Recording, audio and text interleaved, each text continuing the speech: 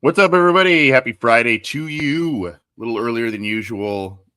I don't know. We're hopping days. We're hopping times. That's just how crazy life is. But you get us live. If you like the live stuff, you get us live. So there is that. This is the Orange and Black Insider Bengals podcast. And I'm Anthony. He's John. We're off back-to-back extensive vacations. Not together, but back-to-back extensive vacations, he and I, on different parts of the world, but we both had a good time, right, John, on our respective vacations. And like you, I'm starting to kind of try and get back into the swing of things in terms of time changes and the like.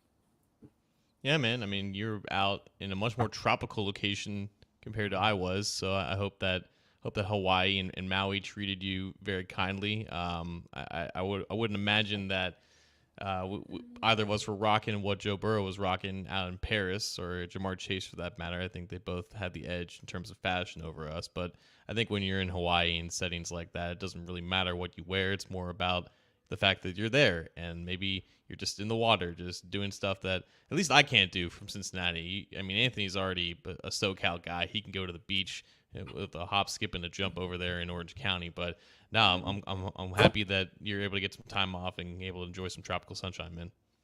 I appreciate that, and good to be back talking some Bengals. We've got some live people joining us on a lot of different platforms, and you can, if you like the live show, you can get the show on iTunes. The live show is on YouTube, and you can get that you can get our channel by subscribing underneath John, the Cincy Jungle icon there. There is a show icon, the Orange and Black Insider. Click that. Click the subscribe button. Click the bell to be notified when we go live and when new content is available. And give us a thumbs up if you like what we're doing there. We're also streaming live on the Cincy Jungle Facebook page. So go give that a like, where you can get not only live stream and past streams of podcasts, but also all the stories and different stuff that we put out on cincyjungle.com. And we stream live on a number of Twitter accounts. So check that out. And if you like the audio side after the fact, we are part of the Believe Network. Believe in Cincy is the audio podcast channel. You got to go resubscribe to that feed there. The old Cincy Jungle feed is defunct, and we are now with Believe in Cincy. And that is growing, and we're rebuilding that, which is awesome. Our show, Talking Football with Bengal Jim and Friends, 3 and Out with Jason and Kevin, and Matt and Willie No Ball with Matt Minnick and Willie Lutz, all part of the channel. Got to go check out all those shows.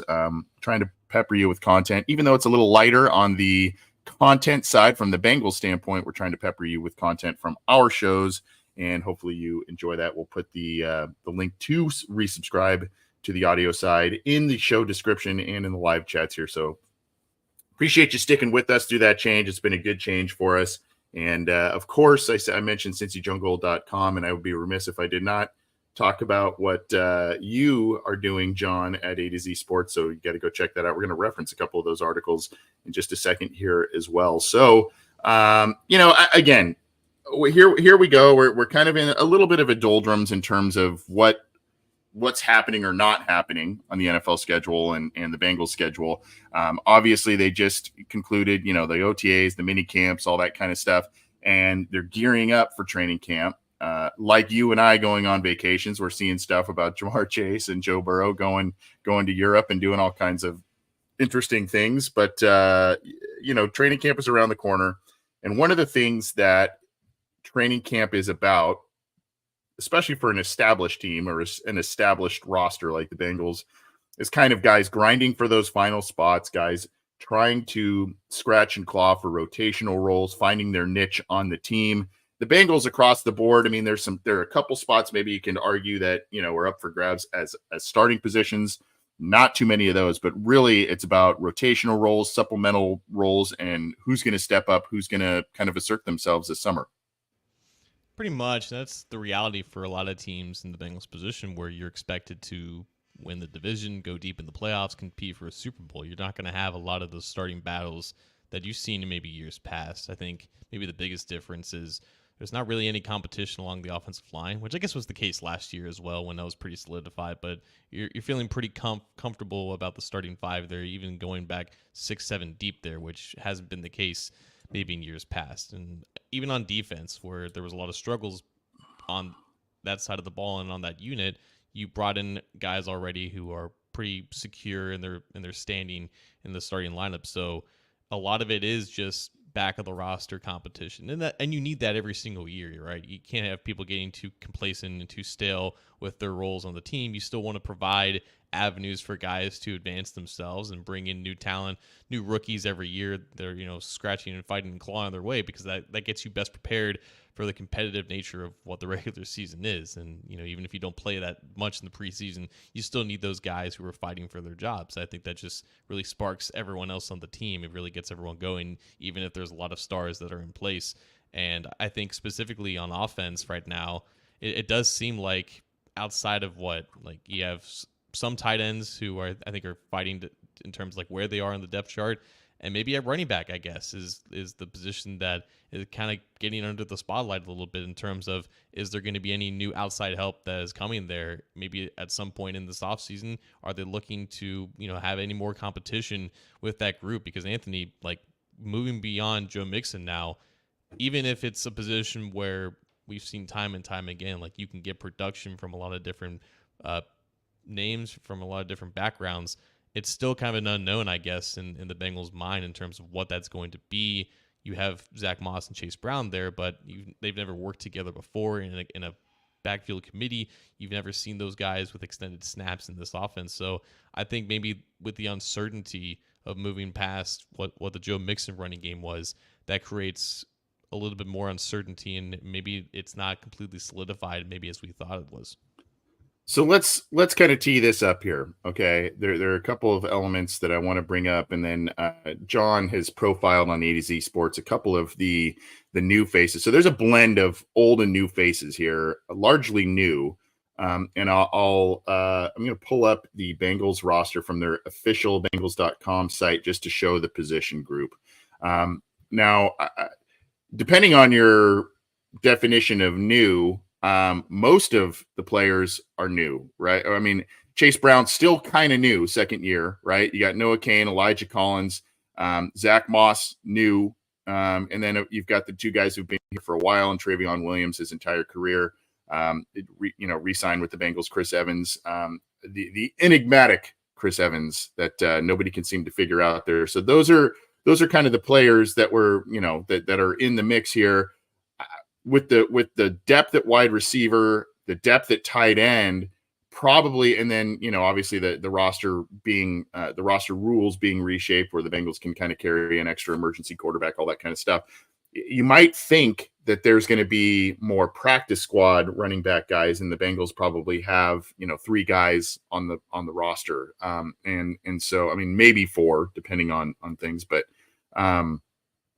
I mean, do you count Drew Sample in that running back group because he's kind of an H-back, right? There's all these things you got to work out, and you got to maximize the spots on the roster. A lot of questions there. Again, kind of some new faces, some old faces, and you got to figure out who's going to be that third guy, and what do you want out of that spot. Now, I want to tee this up as well. This is on Cincy Jungle, but it is via Paul Dehner Jr., of The Athletic, and obviously he does great work for them and has been kind to us on this show. We got to get him on the show. He spent some time with Jason Garrison recently at a event over draft weekend with Joe Burrow and his foundation. But he recently wrote on an article here, the shift from Joe. Let's see here.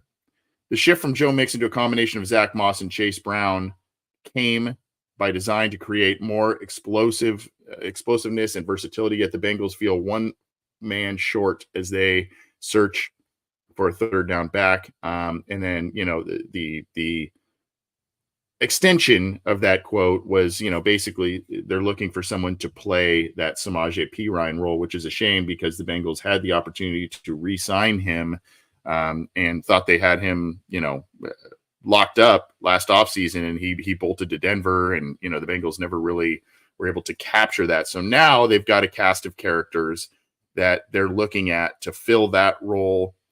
And so immediately, if you're saying, okay, Samaje Perine type role, that doesn't sound on the surface like a Chris Evans type of thing. Now, Chris Evans, we've talked about that.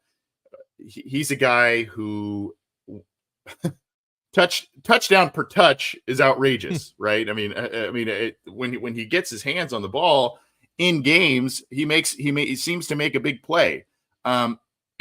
It feels, and this hasn't been explicitly said, but it feels as if the trust factor between he and the coaches and him doing the right things on a snap-to-snap basis does not seem to be there.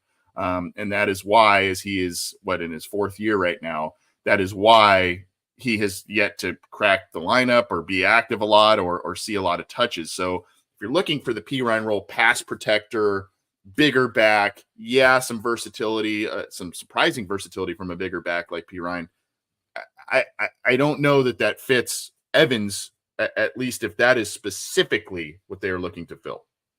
Yeah, I think there's a difference here between what the feeling is that they think about the situation and I think what we think.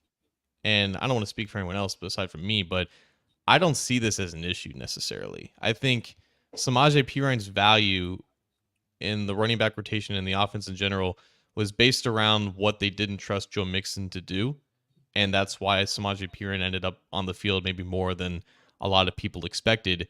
But also because that Mixon was the bell cow and you relied on him for the majority of just the rushing game. And you still used him as a pass catcher, but his role was pretty self-explanatory. You get rid of him now and you basically replace him with two guys who, like, they're not the same type of player as Mixon was, but I think when you have a more equitable 1-2 punch rather than just a lead guy, there's no longer a need for a Samaje Perine type player, at least in my opinion, because again, like the value that Perine brought was not only as a pass protector, but as an outlet option in the receiving game, a guy who could take swing passes, get some yards after catch, get some yards after contact.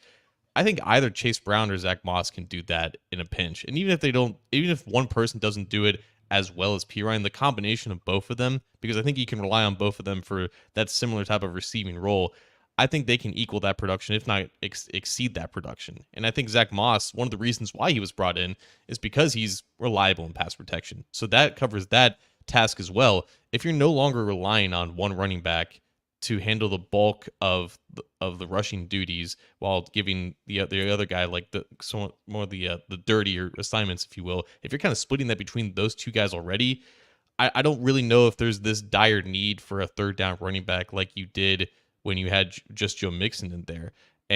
But if they feel like they do, I know like Travion Williams is still here, and the whole thing last year was, they re-signed Travion Williams.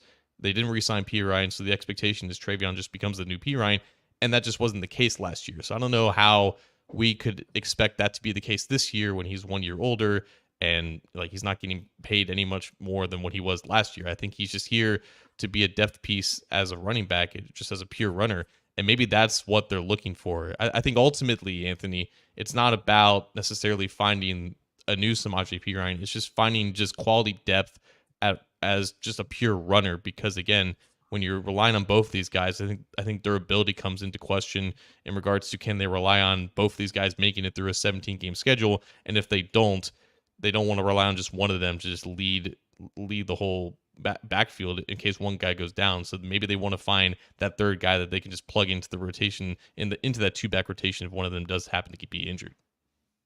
Yeah, I mean, that's an interesting point because looking for a Perine replacement, quote unquote, I mean, I think you get a lot of that, size wise, pass pro wise from Moss, right? So it's almost like there's a little bit of a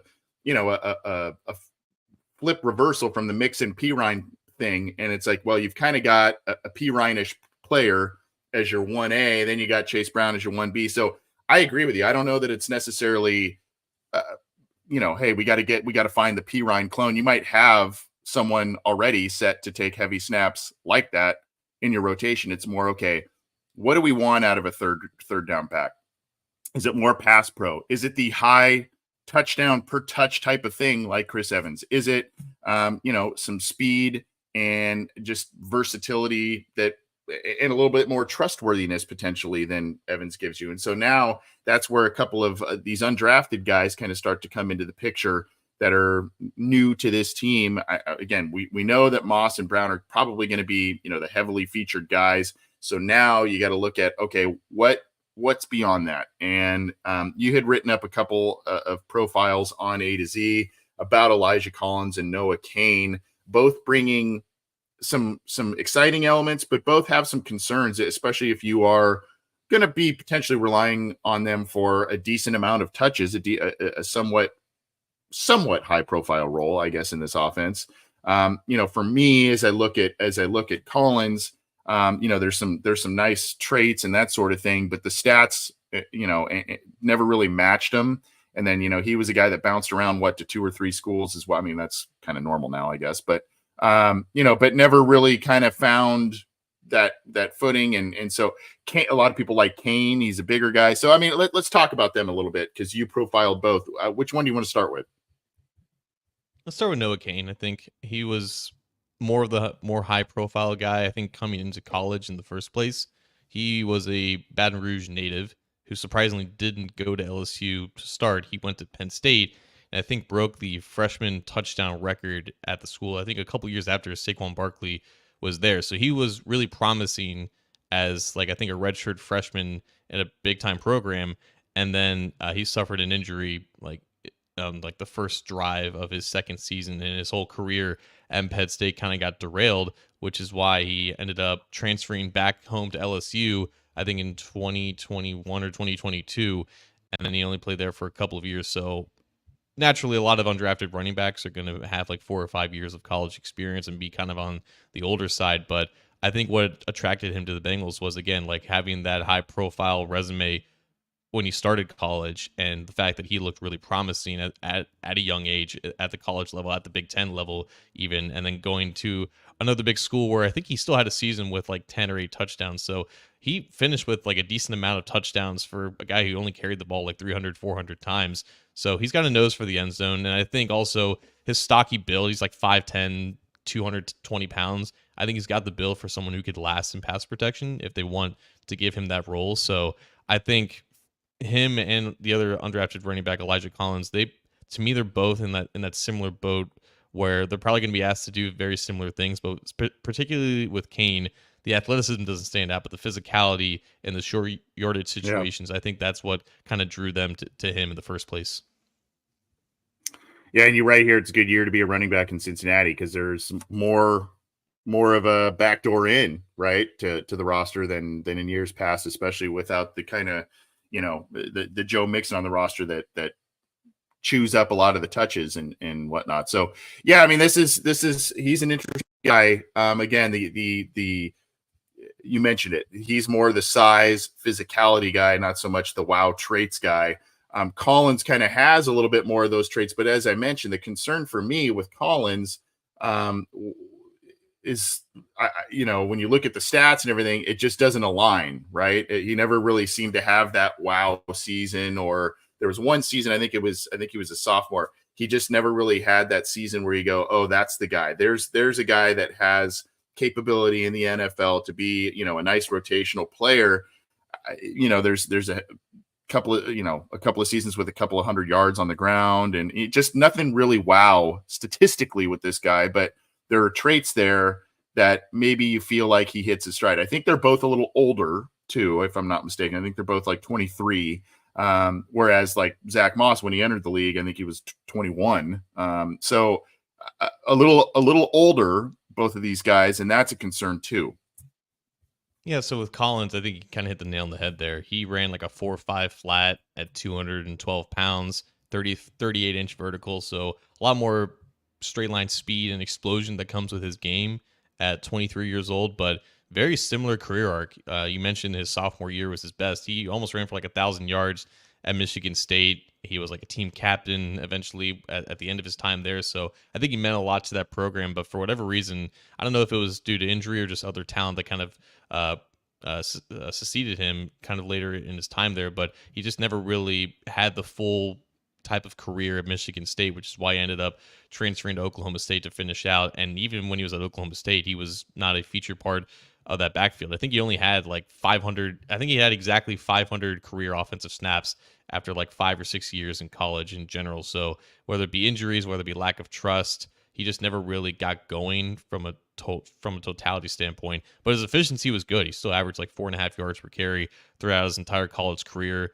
He wasn't quite the end zone touchdown fiend that Kane was, but again, I think you're right though. Like two different types of athletes who are going to be asked, or who just have two different types of skill sets, and maybe in the preseason when both these guys get chances, Kane might be the guy that just grinds out those short yardage situations and generates some yards after contact, whereas Collins, he might be able to outrun a lot of tackle angles. And maybe in the preseason when the blocking is just kind of a mess and guys are just kind of going on their own, like Collins may end up being the guy that creates like more highlights due to his natural athleticism. And I think that's what can maybe make him stand out. But again, I think when you compare both of these guys, I just don't know if there's enough to separate one over the other in terms of who would have the better chance of making the team. But I do think, though, at this point, like Chris Evans is on the team, but at the same time, I feel like he's not. I feel like they'll just use any reason they can to cut him if like another person steps up. And I feel like both Collins and Kane, if they get enough chances,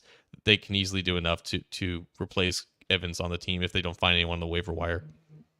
So here you go right here. This is kind of my point here. I think he bounced around, if I'm not mistaken, at least 5, if not 6 seasons in college. And throughout that time, 13 touchdowns. So there's just not a lot of wow stats with him. But like you said, maybe this is a guy that they feel can, metaphorically and literally turn a corner in the pros and can give him something here.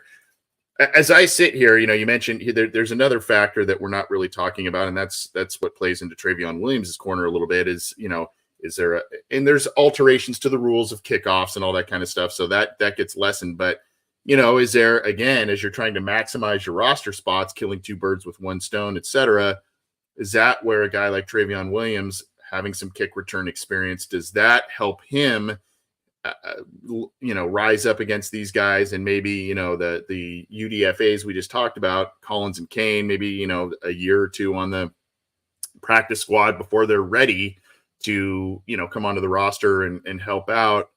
I kind of am thinking I'm along your lines. I like, there's so much stuff about Evans where you go, man, if you could just put it together. But I just, at this point, I don't know how many more chances he's going to get. I don't know if these 2 UDFAs will show enough in the preseason to say, yeah, this guy needs to be on the active roster every week. So to me, it kind of comes down to, at least at this point, Williams and or maybe a final roster cut from another team out there that they, like who Pirine was, right? Yeah. He was a guy that they brought in at the very end, right before the first game of 2019, and ended up being on this team for a handful of years and being a productive guy. So right now, as I sit here, I say Williams or a final roster cut, a late roster cut from another team potentially to land on this roster. Yeah, Williams is safe because, for one, I think if they absolutely needed to, they would trust him to just carry the ball and just see time on offense. And I just don't know if I can say the same about Chris Evans. I know Chris Evans has kickoff return experience, but again, we don't know the variability with how the changes are going to kind of impact all of that. But yeah, he also has value just of being a kickoff returner in the system. And I think he'll get the first chance to really take that role, even as everything has kind of evolved. Robert Obrecht asked odds that Samaje Perine is back on the team.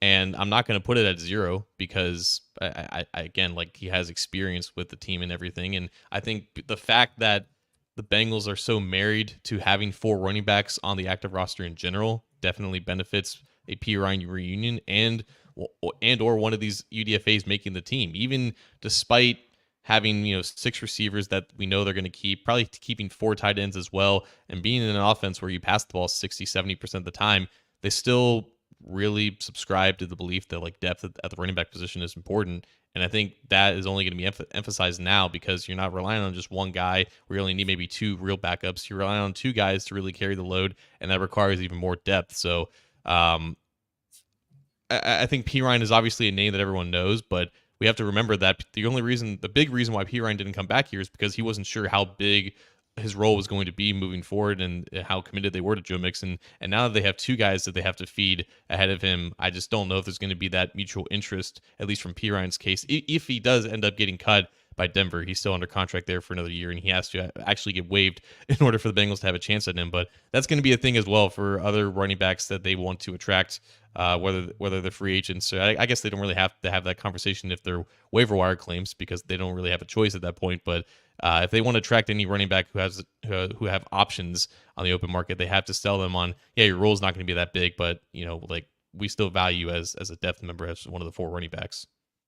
Yeah, I think if he were to become available, the Bengals would pounce pretty quickly, just because they were pretty bummed out that it didn't work out, and they were pretty surprised that he actually bolted from reports, right? That he bolted when he did, because I think there was a similar offer on the table and that sort of thing, and didn't really work out for either party there. And so, there's been a lot of change and a lot of upheaval in Denver. So who knows what's going to happen there, right? It could be something different altogether there. But regardless, there are some questions still to be answered with the Bengals running back room. There are options on the roster. There are potential options not on the roster right now that the Bengals could explore. And so they have some questions to answer, and training camp is part of this process, right? And like you said, in preseason, it is run heavy, and it is, I mean, you could go back to guys where you go, hey, James Wilder Jr. Remember all these guys that were kind of preseason studs a bit, and you go, okay, well, maybe this is where you do it, because you're going to run the ball, combined 30, 35 times probably in a preseason game with all these guys, and see what happens. So, and I expect that to especially be the case this year, because they are searching for the back end of this group and seeing what they get out of it. James Wilder Jr. will be a phenomenal remember him moment. My God, that guy was built like a Greek god. But yeah, I mean, that really is. I mean, that's just what the preseason is. You don't trust your quarterbacks to operate a fully functioning passing offense, and it's tough to evaluate the running backs too, because again, like the blocking is very subpar. So it's a lot of guys just kind of ad-libbing behind muddied, broken offensive lines and backfields and whatnot. And honestly, like, it's tough to evaluate because of all the mess going on around, but it's also interesting to say, okay, which guys can make the most out of nothing, right? And that's unfortunately what we didn't see a lot of I called him Chris Brown, Chase Brown do last year. I think his production was very minimal in the preseason, and I think that's why maybe he didn't get a lot of chances coming out of the gate. But it really only takes a couple of good drives from one of these guys to really separate themselves. And again, like, I think Chris Evans is going to get the first chances behind Trevion Williams, but I just that really does feel like a dead heat 1v1v1 for that final spot if they don't bring someone else in. Yeah. Well, let's move on. And before we do, I've put the link to the Believe in Cincy podcast channel, so please resubscribe to that on your favorite audio streamer. This show, Talking Football with Bengal Jim and Friends, 3 and Out with Jason and Kevin, and Matt and Willie No Ball with the coach Matt Minnick and Willie Lutz, new addition to our slate. Happy to have him on board. That's pretty awesome, and we appreciate you resubscribing and sticking with us. Of course, YouTube, Cincy Jungle, Facebook, our Twitter accounts. We stream live on all that stuff, and we'll be bringing you a ton of content throughout the summer as we get set for the training camp and regular season. So check that out. We're going to continue a series, and this one's going to be a little bit weird. Some people may view it as a reach on this one. We're going to continue our potential breakout candidates, and usually, John, just to kind of tee this one up, usually when we do this, it seems there are a couple of different types of profiles of players that we place into this category. So it's a young new guy, right? A rookie that we feel, or it's a free agent that, you know, we feel is going to hop in and have a nice role in this offense. It's a new face, or it's a guy who's maybe in his second year or third year, and you know they're going to make that leap now. They've bided their time, and now they're going to, you know, they're going to do what they need to do and get a big role. Rarely do we get a guy that's, you know, 4 years in, that sort of thing, and hasn't really shown you all that much as a pro so far, and just kind of being a rotational guy, a little bit of a backup guy, that sort of thing. And so and you do that because you go, well, we kind of think we know what this guy is at this point as a pro. I don't know. I don't know what we don't know about this guy, right? I mean, so the Bengals defense has started to settle itself, rebuild itself, hopefully remedy a lot of the communication issues, a lot of the inexperience that we saw, particularly in the back end of the defense, the corners, the safeties, etc. That's why you brought in Von Bell. That's why you brought in Geno Stone. And so you hope that gets settled. You hope that interior pass rush and rotational help there is settled with Rankins. And of course, you know, you got Trey Hendrickson, and you've supplemented some edge players there. So now as you look at the defense, you know, you got your two stud linebackers in Wilson and Pratt. Again, hoping with increased communication, they'll have a little bit, you know, they took, I don't want to say a step back last year, but it wasn't quite the seasons that we saw in 21 and 22 from those two guys. And so hopefully now with everything kind of settled, they get back to that Pro Bowl type of play that we've seen from both of them. There's another guy in that group. The Bengals re-signed on a 1 year, I think it was a 1 year deal here. And it's Akeem Davis-Gaither. And when you look at this guy and you go back to his college stats, this was one of the more fun players in his draft. Now, he fell to the fourth round because of size. And what was he? He kind of did some edge stuff. He was kind of just a do-it-all guy. But, man, one of the most fun players in that class a few years back. You're looking at in 2018 for Appalachian State, 10 tackles for loss, a sack and a half, 7 passes defense, 2 forced fumbles. You look at the final year in college, 2019, 102 tackles, 14.5 of them for loss, 5 sacks, an interception, 8 passes defended. So he just did it all. And you kind of were thinking, okay, maybe it'll take him. He had the foot injury, right? That he was coming into the draft. He had the foot injury that caused him to fall as well. Okay, so what are you going to do with this guy when you get to the league? And the Bengals haven't really found that, you know, kind of let him do whatever type of thing in their defense. Now, obviously, there's more structure in the NFL and on the Bengals defense than there is at Appalachian State. And I don't mean to scoff at Appalachian State, but that's just the reality of things. So you got to play a bit more within a structure. But the Bengals haven't really let him loose in a lot of different ways. And so now as I look at this, more things being settled on defense around him. Still, you know, there are a couple of years here when you look at the pros, particularly in 22, that was arguably his best season, 46 total tackles and, no sacks. He only has a half sack to his credit and 1 fumble recovery to his credit in the pros in 4 accrued seasons. So I don't know. I look at this and I go, okay, is this finally contract year and all that kind of stuff? Is this kind of finally the year where we see not Pro Bowl type of stuff, but where we go, hey, there's the fun player that we saw at Appalachian State. There's the guy that's going to step up and do a lot of different things from a lot of different spots on this defense. He's an interesting case. He dealt with injury, I think, for like half of last year, from like weeks 4 to 10 or something like that. And his absence wasn't just on defense, it was also on special teams, which I think is the main reason why he's back. And I want to get into that in a little bit, but his best season was definitely 2022, when you had just the most well-rounded version of the Lou Anarumo Bengals defense, even despite maybe a lack of pass rush up the middle. But I think that was when you had Davis-Gaither kind of playing the most diverse role that we've seen from him. He had 34 pass rushing snaps that season, which is surprisingly not his career high. His career high was 40 as a rookie, but with those 34 pass rushing snaps in 2022, he recorded 7 hurries, and I think they were mostly just as a stand-up guy blitzing in some of those pressure packages. And I think what you were talking about, Anthony, and I think what would be interesting to see can he line up on the edge and can he pass rush in a 2-point stance like on the ball, which is what he did at times at Appalachian State. And of course, that scheme is more like that traditional collegiate 3-3-5 where you're like an off-ball linebacker, but you're also, pass rushing off of the edge, not as like a true 34 outside linebacker. It's very weird where you're almost like an overhang defender and you're really just doing everything and anything. And he had the athleticism to do that. He was more athletic than a lot of the guys that he played at that level in the late 2010s against whatever teams the Appalachian State plays.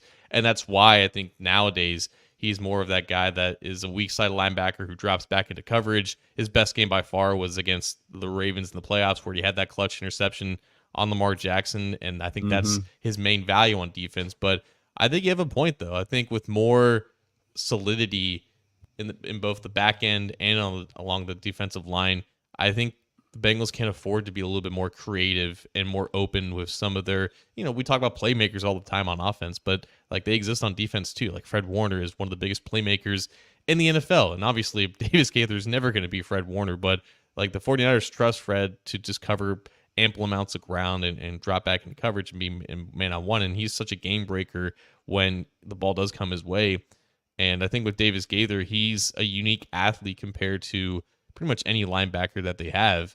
And he wasn't just brought back. He was brought back on well more than just a vet minimum deal. I think a lot of his deal is predicated around like a lot of per game roster bonuses, which makes sense considering he missed a lot of time with injury. But specifically on defense, though, like if that's the conversation, I would like to see him rush the passer a little bit more, just to give defenses or just to give offenses something new to account for, because there's not a lot of film on that. You always need like that extra boost off the edge in terms of a pass rush. And just with you have your two starters at linebacker solidified, there's no real room for Davis Gaither to really ascend in that role. Let him be creative as long as that he's able to help out in special teams and he's able to have the snaps. Like I would like to see him rush the pass a little bit more while also dropping back into coverage. Yeah, it feels like, and I don't want to, I'm a dummy, but it feels a little bit like the old school. A little bit of them going back to some of the Marvin Lewis guys where you're like, hey, this is a fun project guy. He can do a little bit of this, a little bit of that. And then you try and do the square peg in the round hole thing. And you try and plug him into one deal or it's a 3-4 player that you try and plug into a 4-3, all that kind of stuff. And it just doesn't work, right? The project never sees its potential, that sort of thing.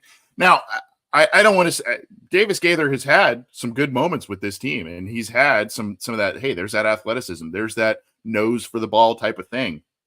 But I think to your point there, I think here we are now. It's his 5th season. Let the reins off a little bit. Like get creative, especially this season when you feel like you've solidified a lot of things on the back end of your defense. Robert Obrecht here had a nice comment on our Facebook here. Not this one. Sorry, it was one up here. The linebacker took a dip from trying to do too much to cover up for inexperience on the back end of the defensive unit. I agree with this, and I think that was just kind of a little bit of the defense as a whole last year.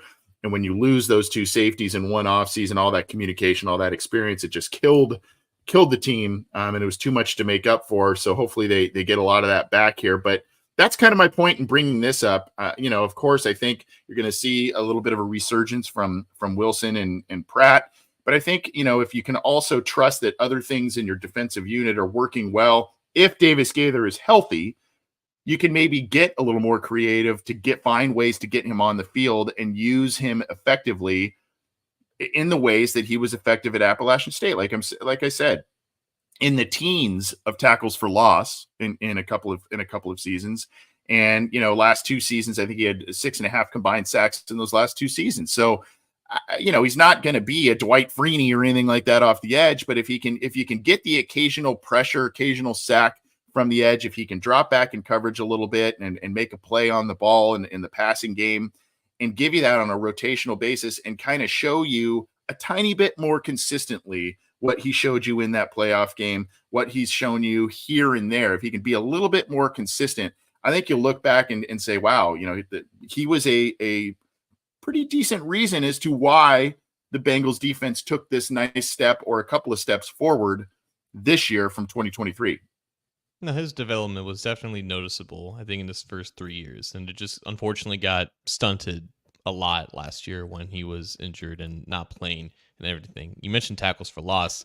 It's an aspect that is sorely needed on the Bengals defense. As Yep. consistent as they are when they're good, there's not a ton of those back-breaking plays that they make that aren't turnovers, right? Like, obviously sacks are one thing, but just finding disruption on run plays and turning 1st and 10s into 2nd 11s, 2nd and 12s is such a benefit for the rest of that series for your defense, where they don't have to play so tight and they don't have to just make sure that they don't give up a single yard in order to stop a 3rd down conversion.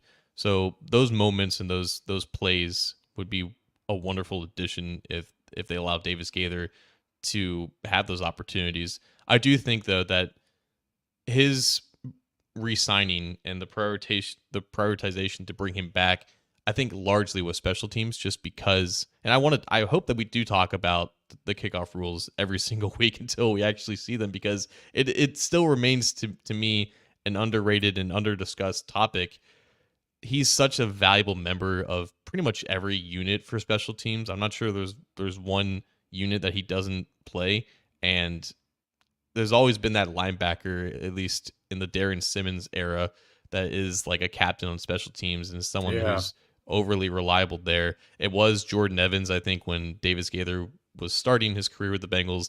Now it might just be him. So, and there's other guys that obviously Simmons relies on with a lot of those units, but I think it was necessary to bring him back just to be a leader in the unit as the whole, as they kind of undergo a lot of these changes. And the new kickoffs are going to be like glorified run plays, or they're just going to be structured in that way. And you need guys who can knife through gaps and who can set the edge and who can shed blocks and make open field tackles. All of that definitely applies to Davis Gaither. And you know, you're not you're not going to see like crazy wow plays where you're going to see like what would it be the equivalent of tackles for loss, but reliable defenders who can stand up and withstand blocks and whatnot. Like that fits him to a T. And I think just having him back is such a reassurance for Darren Simmons that that's going to increase his value even more, which is probably why he got paid what he got paid this offseason despite being injured last year. So I am interested to see what new opportunities arise for him on defense despite him not really ascending in the depth chart. But I ultimately think that like he was brought back just so they can have some sense of a known commodity there as they kind of enter this new world. Yeah. Yeah. And again, breakout is a relative term, depending on how you want to define it. But healthy, if he's healthy, if the defense, its communication and other things stabilize, again, I think you could have a little bit more fun with him this year on defense and let him do a little bit more from a schematic standpoint, and let him kind of get after the passer every once in a while, drop back in coverage, make a play on the ball, and of course do his thing on special teams. So kind of an odd one in the sense of talking about a 5th-year player breaking out, but he's a guy I think there have been the flashes. Let's just get a little more consistency. Let's make sure that he's healthy, and I think you'll see some nice things from him and the rest of the defense in 2024. We're going to start to close up on this episode of the Orange and Black Insider, and before we do, and before we drop the mic, we like this one, the Remember Him. And John, you had one that you wanted to talk about on this one. I think, what did we do? Was it Brandon Bennett last week? Is that who I did last week? So who you got for us this week on the Bengals version of Remember Him? So continue. I hope no one's sick of the kickoff return talk, because that's exactly where I'm going with this one. In recent years, it's been a while since there's been a kickoff returner that had like more than like 30 kickoff returns in a single season. I think Alex Erickson in 2018 was the last one. Like Trevion Williams, Chris Evans, Brandon Wilson. It just became such a non-play, and very rarely did you see returns. Do you know, Anthony, who has the most returns in a single season in Bengals history? Because he's the guy. I remember him. Kickoff returns or punt returns or what? My mind goes to Tremaine Mack going back, but I don't know that that's correct. Who you got?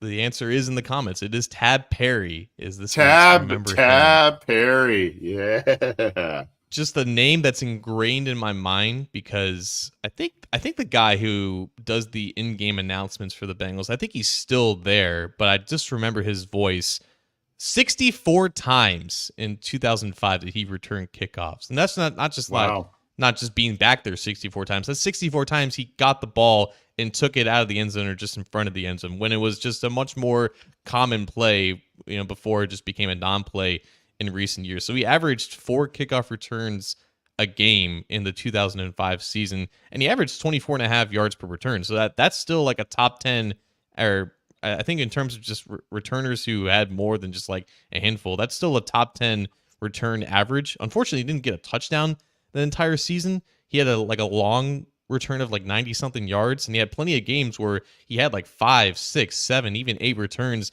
in a single game. And I think that was just the case of just those games were so high scoring that the Bengals gave up so many points that the other team just naturally kicked the ball off so often. And again, I think it was before the kickoff was moved up to the 35. So you just had, kicks not making it to the back of the end zone. And Tad Perry more times than not had the green light. But I was surprised upon looking him up that it was really only 2005 where he had that role, and he was so good at it in 2005. And then I don't know if it was this is ironic because I don't remember what happened to Tab Perry, but he basically only saw the field like a handful of times more after the 2005 season, and he wasn't on the team beyond the 2007 season. But it was 2005 going to every single game that season. Tab Perry is back to return, and he gets like his average 24, 26 yards. Yep. Never gets a touchdown, but he was always a consistent presence, and he did it more in that season than any Bengals ever did in a single season. So remember Tab Perry. Yeah, UCLA guy, if I'm not mistaken, Tab Perry. The long return, John, if you remember that long return in 05, the 90-some yarder, that was against the Steelers, and that was a back and forth game, and the Bengals, I think, ended up winning that game because of that return. So the Steelers kind of took a big lead, not a big lead. They took a late lead, and then the ensuing kickoff, he brings it all the way back to, I don't know, the 5-yard line or something like that. And so, like you said, though, a reason for that many returns from him was because the Bengals defense that year was either getting a turnover or allowing a touchdown. That was basically what was happening that year. So yeah, Tab Perry. And then, I don't specifically remember exactly what happened. I think there was some injury stuff with him, and the Bengals started to get real wonky with, bringing in, the troubled guys and doing all. I think they had Reggie McNeil in there in the wide receiver group for a little bit, and all kinds of different players that they were trying to tinker with, and maybe they thought that they could get a guy who could return kicks and give you a little bit more at wide receiver. But I liked the guy. I really did. And that was, that's a really good one. Remember him. That's a good one. Tab Perry. I like it. All right. Let's drop the mic and get on. I mean, that's a hell of a mic drop right there by you bringing up Tab Perry. But you got anything for us as we get out of here? Nothing much. I think we'd be remiss if we didn't go over a lot of the Joe Burrow and Jamar Chase stuff overseas, I guess, in Paris. So that was cool to see both those guys kind of stun on everyone with their new fits and whatnot. I guess the Justin Jefferson rumors aren't going to go away if he's walking the runway with Joe Burrow by his side. But I did think it was interesting, though. Like, we very rarely see a Joe Burrow interview, and he was interviewed, I believe, in Cannes in France. I hope I'm saying that city right. But it was like a sports business convention or whatever. He made a point about like wanting to be more personable or wanting to share more of his personality particularly in this year, and maybe opening up more. And I thought that was an interesting nugget that he shared, and maybe we'll catch a glimpse of that when he talks on his weekly press conferences. Maybe it'll just be more social media posts and whatnot. But I think I don't have a lot of thoughts on it. Just maybe his recognition that he is, obviously the star of the team and a star of the league, and it's important for those guys to, be more personable and, show their face a little bit more and help the growth of the league, because they're sure going to need it when they pay $14 billion worth of damages to Sunday ticket owners. By the way, are you getting a check from that? I don't know. That's a good question. I need to probably look a little bit harder into that. What's the criteria for that again? I thought it was just anyone who subscribed to Sunday Ticket from like 2009 to 2022 or something like that. Yeah, I mean that would be me. I did subscribe Yeah. to it. I don't know if I subscribed to it that entire time. But yeah, yeah. Okay. Well, good to know. Um, I've got a couple of things. Number one, not to be a little bit of a Debbie Downer, but one of the things that I didn't really realize in going back to Maui was, the obviously about 8 to 10 months ago, you probably remember they had the Yeah. devastating fire and everything. And I had been to Maui. I hadn't been to Maui for like 5 years. And so obviously hadn't been back since this occurred. And there was some traffic issues and road closures and all kinds of the headache stuff. But unfortunately one of the things that we went down, one of the little detours we went down, was pretty sobering, man. A lot of stuff being and in a way also optimistic, because a lot of stuff is being rebuilt and doing so pretty quickly. But a lot of you see a lot of damage, and a lot of devastation. Unfortunately, there was one area with a lot of kind of headstones that they've come up with the lives that were lost there. There's a lot of kind of mini murals that say Lahaina strong and all that kind of stuff. And so going through that, it's kind of in the rear view now because it's almost a year ago. But when you go through that, you're like, man, this is still very real here, in a very it's just kind of right there. It's hard to miss. It's hard to, but they're recovering. And, I mean, a lot of the hotels, it wasn't as busy as I had expected, because a lot of the hotels were still being used by people who were displaced. FEMA were in a lot of hotels and that sort of thing, for recovery efforts still to this point. So, keep them in your thoughts, prayers, what have you, because that's still, they're still in recovery from that. And that was a hard thing. That being said, a cool thing happened to me out there, John. I was going to dinner with my family and whatnot. And we walk up to this hotel. It was a couple days in to our trip. We walk up to this hotel. It's called the Royal Lahaina. And I'm walking and I see these golf carts that they shuttle people around the property with, and they're like orange and black. And I'm wearing, I'm like, oh, I need one of those golf carts, just jokingly. And some guy comes up to me who worked at the hotel, and he's like, yeah, you do. And he says, who day? Cause I'm wearing a Bengals hat. I'm like, oh, you Bengals fan? He's like, no, I know who you are. And he's like, I watch your show. I watch you and John, you're Anthony. You guys do a great job on your show. He works at the hotel there. His name, I'm bad with names. I'm really, it was Steve. If my memory is serving correctly. We had a great chat, and really, really awesome guy. He's telling me about how he has to watch games at 7 a.m. a lot of times for the early kickoffs, but very, very cordial, awesome guy, and complimentary. And I don't say that it's, I'm not about the ego stroke or anything like that. It just blew my mind that I was 2,200 miles away from where I live in Southern California, and someone there recognized, me and us. And he's like, I heard you say last week you're going to come out here and all this kind of stuff. And I'm like, wow, man, that's really cool. So mind blown a little bit. I wanted to share that with you because I thought that was a cool story. Great guy, and appreciated the kind words and the chats we had. I think Steve, no offense to Steve, I think Steve is all you need, because I don't know how many Bengals fans named Steve in Maui there are, but shout out to Steve in Maui who he said there's a contingent of them, man. They go to the contingent. They of were Steves? going. Well, no, they were the contingent of Bengals fans, and they were going to a restaurant bar in Lahaina. Unfortunately, that got affected by things. But yeah, so yeah, great guy. And again, I'm really not great with names. I'm like 95% sure that was his name. And so great guy. I was like, I want to remember. But it's been, about a week now. But anyway, great guy, and appreciated his kind words, and just kind of was like, wow, cool thing. We love you, Steve. This show translates so many different time zones, from all the way in the UK to all the way in Hawaii. We love all of you guys. Yep. All right. Well, we're going to get out of here. Take care, everybody. We'll see you soon on the Orange and Black Insider. Subscribe to the Believe in Cincy podcast channel, and do the YouTube thing, the Facebook thing. Go check out cincyjungle.com, A to Z Sports. That John's killing it over there. Go check it out. Thanks, everybody. Take care.